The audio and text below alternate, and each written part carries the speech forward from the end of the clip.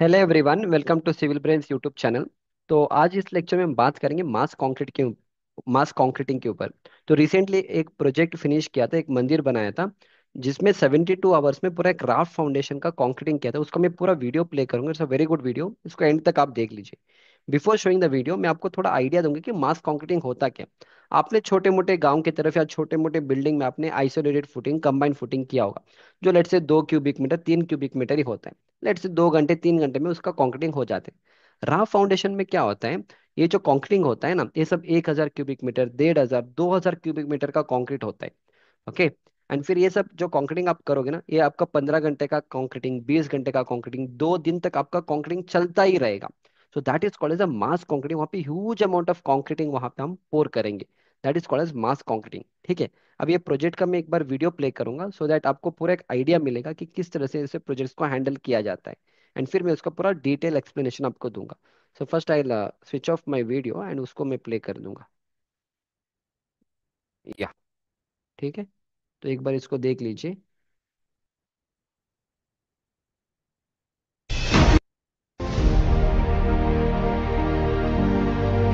तो ये पूरा फाउंडेशन है, ठीक है, राफ्ट फाउंडेशन होता है।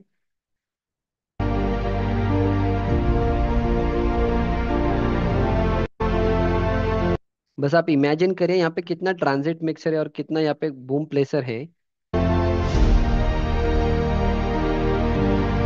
और यहाँ पे देखो ट्रांजिट मिक्सर में ना इन्होंने इस तरह से रैपिंग किया है। सब आगे बता दूंगा क्यों इस तरह से रैपिंग करना है, क्यों इतना ट्रांजिट मिक्सर का जरूरत है, ये सारी चीज।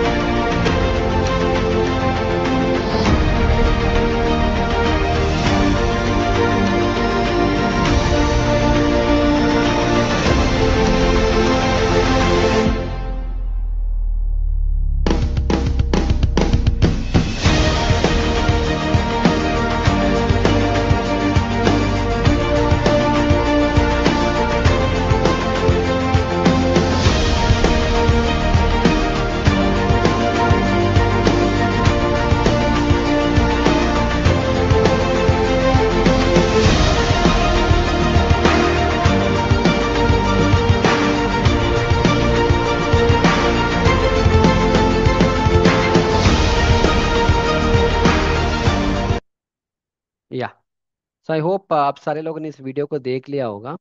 I just switch on my video.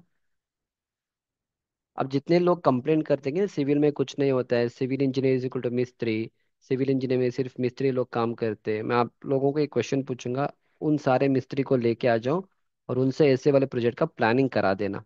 तो only then I can tell that civil engineer में, सिविल इंजीनियर में कोई सिविल इंजीनियर का जरूरत नहीं। क्योंकि ऐसे प्रोजेक्ट जब आप हैंडल करोगे ना, आपको बहुत सारे प्लानिंग करना पड़ता है।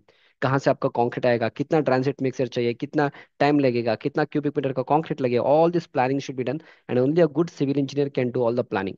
Now coming to this particular project, इस पूरे प्रोजेक्ट में ना 24,000 क्यूबिक मीटर का कंक्रीटिंग यूज किया था। 4,400 टन्स का इसमें स्टील यूज किया था। टोटल सीमेंट इसमें 3,600 टन्स का सीमेंट। फिर उसके बाद आरएमसी प्लांट, यहाँ पे 29 number of RMC plant. Transit mixer 280 number. तो इतने सारी चीजें यहाँ पे रिक्वायरमेंट है, उसके लिए सही से प्लानिंग करना पड़ेगा। ठीक है। Now coming to the second thing, इस वाले प्रोजेक्ट में ग्रेड ऑफ कंक्रीट क्या था, ये आपका M45 ग्रेड था, which is self compacting concrete, which we call it is SCC concrete. Second, इसमें एक और दो तीन इंपॉर्टेंट पॉइंट है, आगे मैं समझा दूंगा। इसमें हमने यू आइस को यूज किया था, आगे दिखा दूंगा आइस सब क्यों यूज करना है। इसमें एक और चीज याद रखना, ये एक एक घंटे में ना 445 क्यूबिक मीटर का कंक्रीटिंग को पोर किया था। तो यहाँ से हमें पता चलेगा कि कितना हमें घंटा लगेगा, कितना टाइम लगेगा इस कंक्रीटिंग को करने के। सब सिंपल कैलकुलेशन होता है। Simple, very simple. क्या होता है देखो, 445 क्यूबिक मीटर पर हावर का पोरिंग हुआ। तो टोटल इन्होंने कितना घंटा टाइम लिया था, 54 आवर्स लिया था। तो आपको क्या करने, 445 इंटू 54 करो, ये आंसर आ जाएगा आपका लगभग, लेट मी डू दैट, देखो ये सारी चीज आपको पता होना चाहिए, मैं आगे भी बता दूंगा क्यों पता होना चाहिए। जब आप इंटरव्यू में जाते हो ना, ऐसे सारे क्वेश्चन आपसे पूछा जाता है अगर आप एक फ्रेशर भी हो।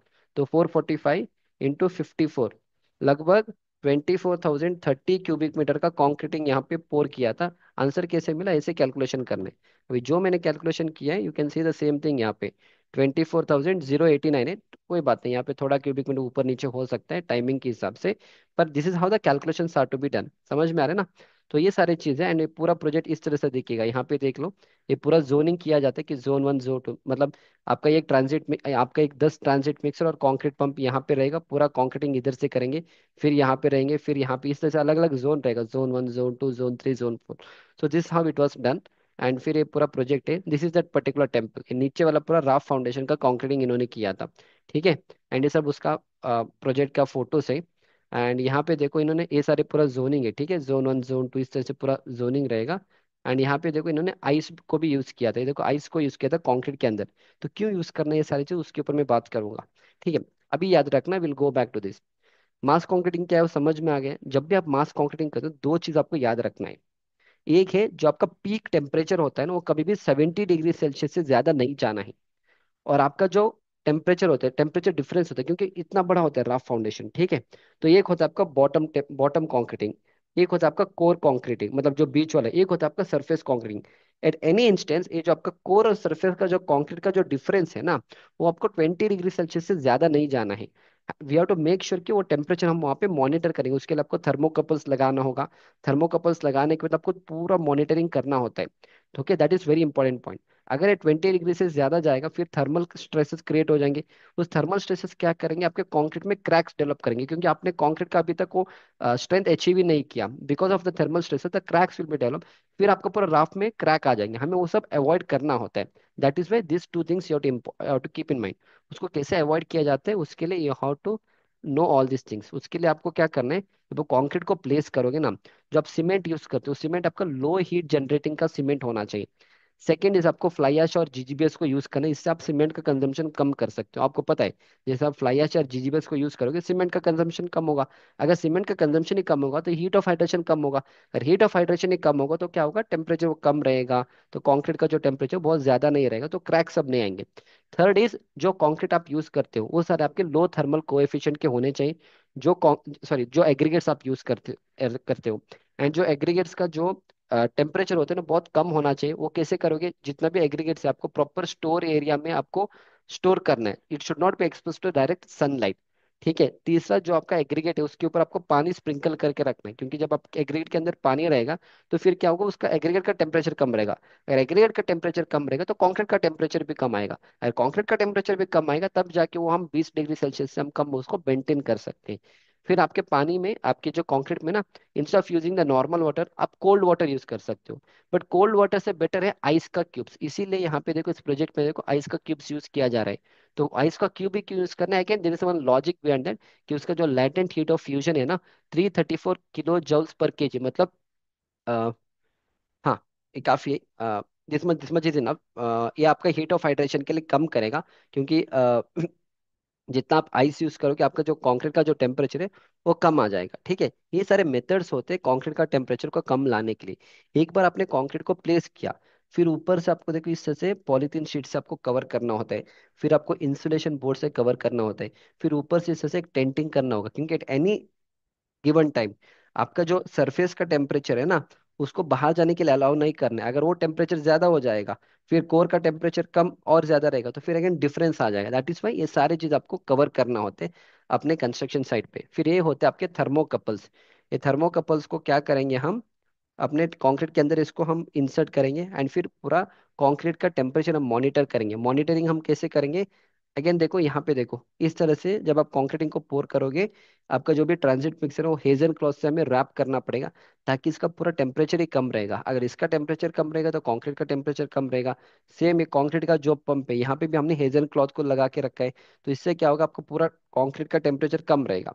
एंड फिर उसके बाद ये आपका मॉनिटर करेंगे, हम टेम्परेचर को मॉनिटर करेंगे। देखो, ए टॉप मतलब टॉप टॉप में जो आपका थर्मोकपल है वो सेंस करेगा। फिर आपका मिडल वाला जोन, फिर आपका बॉटम वाला zone. At any given time ये जो टेम्परेचर आपका 70 डिग्री से ज्यादा नहीं जाने। और जो कोर टेम्परेचर है आपका, मतलब आपका जो डिफरेंस टेम्परेचर है कोर और सरफेस का, वो 20 डिग्री सेल्सियस से ज्यादा नहीं जाना है। तो उसको टेम्परेचर को मॉनिटर करना पड़ेगा। इस तरह से हम मॉनिटर करते हैं सारी चीज, ठीक है। समझ में आ रहा है आपको? एंड फिर देखो इस तरह से ऊपर से हमने फिर इसको टारपलिन जैसे लगा के रखा है, क्यों? ताकि ऊपर से कोई यहाँ पे हीट ऑफ लॉस नहीं होगा, ठीक है। All this things you have to take care when you working on the construction site. अगेन ये देखो, ये भी राफ फाउंडेशन का ही कंक्रीटिंग है। तो इन्होंने इस तरह से जब taken care of all this things, ठीक है, समझ में आ रहा है ना?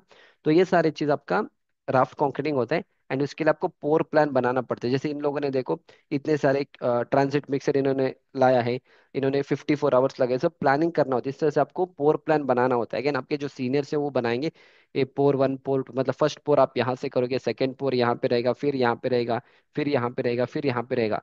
जब भी आप मास कॉन्क्रीटिंग करते हो, one thing you to remember, आपका कोल्ड जॉइंट को अवॉइड नहीं करना है। कोल्ड जॉइंट मतलब देखो, अगर आप कॉन्क्रीटिंग यहाँ से करोगे, अगर आप कंक्रीटिंग यहाँ से करोगे ना, मान लो आपने इतना कंक्रीटिंग कर लिया, इतना कंक्रीटिंग कर लिया, जब आप इधर आओगे ना तब तक तो ये वाला कंक्रीट आपका सूखा हुआ होगा।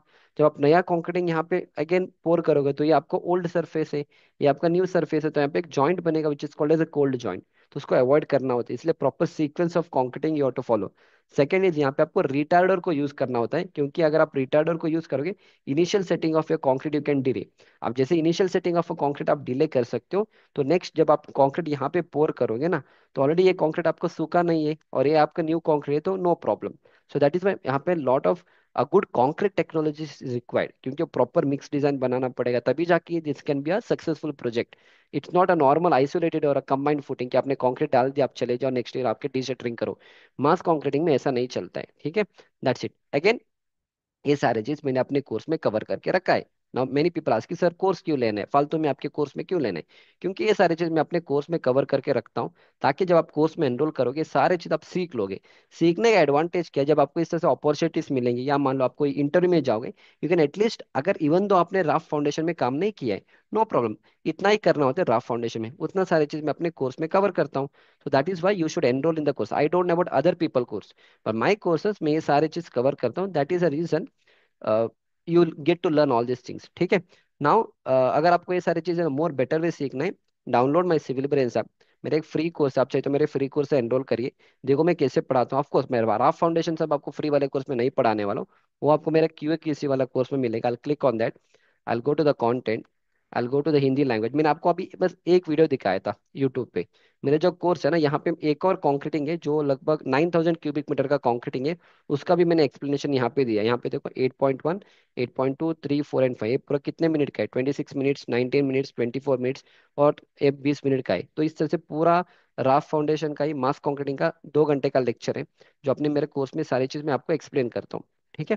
तो इस तरह से मेरा जो क्यूए किसी वाला कोर्स है वहाँ पे ये सारी चीज एक्सप्लेन किया है। अगर आप एक फ्रेशर हो, don't enrol in my QA किसी कोर्स, एनरोल इन माई साइट इंजीनियर कोर्स, उसके बाद ही क्यूए किसी वाले कोर्स में चले जाना। पर अगर आपको 1 या 1.5 साल का साइट का एक्सपीरियंस है, if you are very good in site, only then go for QA किसी का कोर्स, ठीक है। Otherwise I would suggest go for my construction manager mastery course. इसमें मैं आपको सब कुछ पढ़ाने वाला हूँ, जिसमें लगभग 464 स्टूडेंट्स ने एनरोलमेंट किया, जहाँ पे हम पूरा site execution, estimation, drawing, reading, BBS, BOQ, QAQC, इसके बाद हाई राइज बिल्डिंग का कंस्ट्रक्शन भी ऐड करूंगा आगे जाके। फिर इसमें आपको basic project planning, MS project, Primavera, steel structure execution, वो सारे चीज मैंने अपने कोर्स में कवर करके रखा है। इससे लेवल 1 में पूरा साइट एग्जीक्यूशन मिलेगा, ड्राइंग, रीडिंग मिलेगा, फिर स्ट्रक्चर इंजीनियरिंग के मैनुअल कैलकुलेशंस मिलेंगे। न्यू टॉपिक्स में मैंने क्यूए किसी का पूरा कोर्स लगा के रखा है। फिर इसी में हाई राइज बिल्डिंग और माई वन का भी आ जाएगा। एंड फिर इसके बाद नेक्स्ट यहाँ पे आपको पूरा quantity estimation, rate analysis, BBS, BOQ का कोर्स आपको यहाँ पे मिल जाएगा। फिर इसके बाद लेवल 3 में आपको मेरा कॉन्क्रीट टेक्नोलॉजी का कोर्स, इंटरव्यू प्रिपरेशन का कोर्स और एमएस एक्सेल का कोर्स मिल जाएगा। And next in the level 4 will focus on project planning, MS project, primary और fundamentals of project management. And level 5 में आपको मैं पीबी वाला कोर्स पढ़ा दूंगा, ठीक है। So this is the entire thing about my course. So ये पूरे वीडियो में एटलीस्ट आपको एक बेसिक नॉलेज मिला होगा कि मास कॉन्क्रीटिंग क्या होता है, किस तरह से इसको हैंडल करना होता है, इसके पीछे कितना कितना प्लानिंग करना होता है। All those things are very important. And वो सारी चीज मैंने आपको यहाँ पे दिखाई थे, कोई पूरा प्लानिंग किया जाता है, ठीक है। इतना कंक्रीट है तो ये कितना आरएमसी का प्लांट चाहिए, कितना ट्रांजिट मिक्सर चाहिए, कितना कंक्रीट ट्रांजिट मिक्सर का ट्रिप्स होने वाले हैं, कितना कंक्रीट के पंप्स चाहिए, इसको पूरा कंक्रीटिंग, इसको पूरा प्लानिंग करना होता है, तब जाके आप इतना बड़े प्रोजेक्ट, इतना अचीवमेंट आप कर सकते हो, ठीक है। And that's it. So I hope you have enjoyed my lecture up to here. मेरे सिविल ब्रेल्स का आपको डाउनलोड करिए, and definitely I would suggest to enroll in the course so that you can improve your knowledge, and you can be also part of such projects in future if you get opportunity. और मेरे channel में और भी बहुत सारे videos हैं, go and check out all my videos in my YouTube channel, and if you like my content definitely मेरे channel को सब्सक्राइब करिए, and I will see you back in the next lecture. Thank you.